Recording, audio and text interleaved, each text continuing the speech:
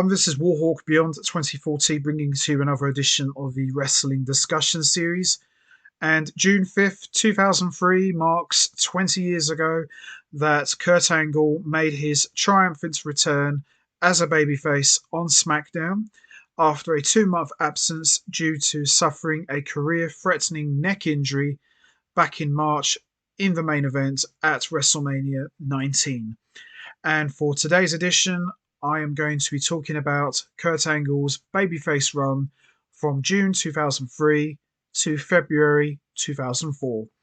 So, as we all know, Kurt Angle has had a babyface run before, which was back in 2001 during the Invasion angle. And in my honest opinion, Kurt Angle during that time was as red hot as you can imagine. The pops he was getting from fans was just off the chart.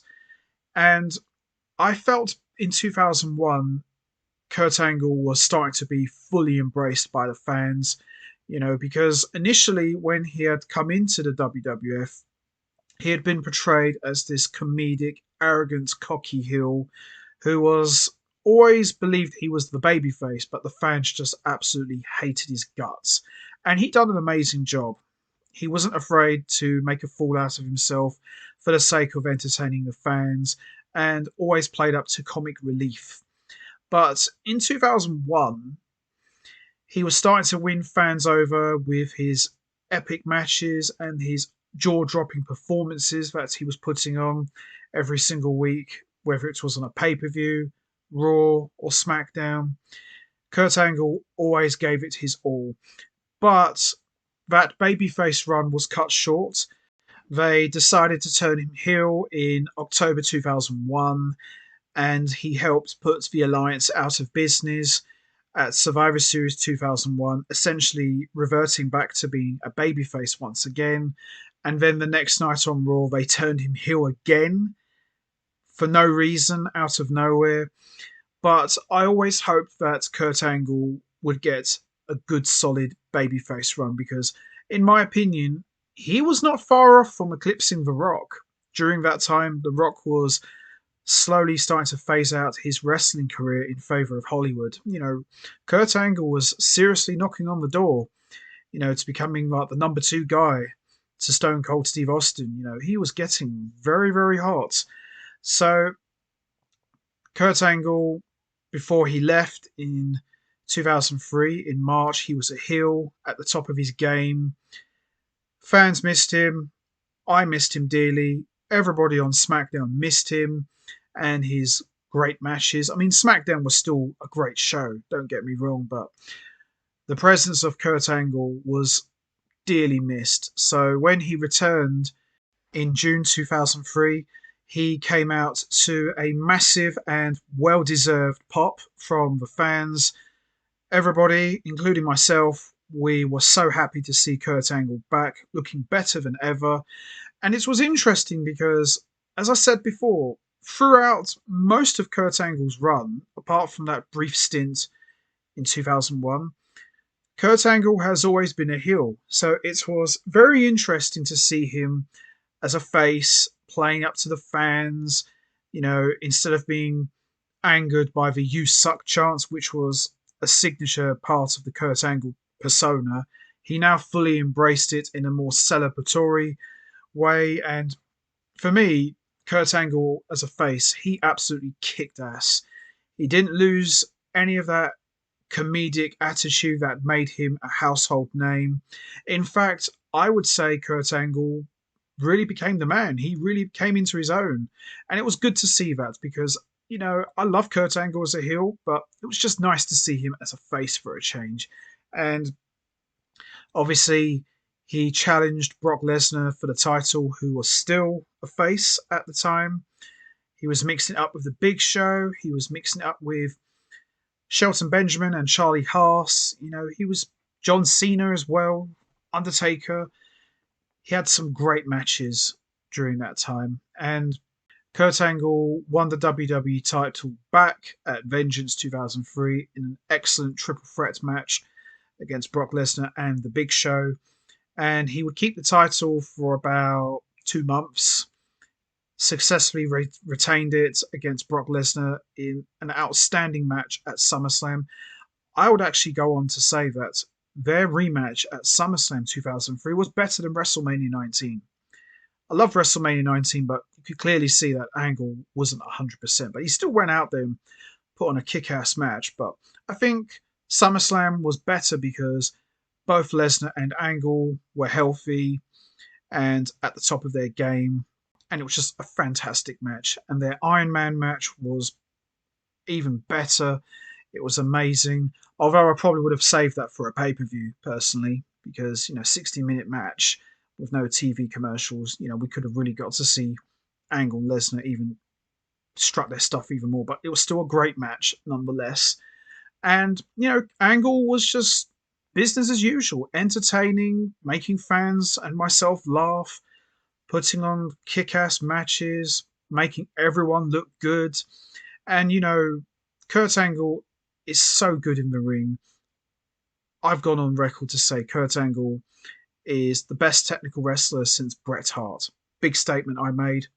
I'm still sticking by that. And for me, there was nobody better in 2003 than Kurt Angle. And, he carried SmackDown as a face, and it was just a blast to watch. I absolutely loved his return. He was so cool. And, what more can you say, really? And in terms of the success and failures of Kurt Angle's babyface run, I would say for the most part it was very successful.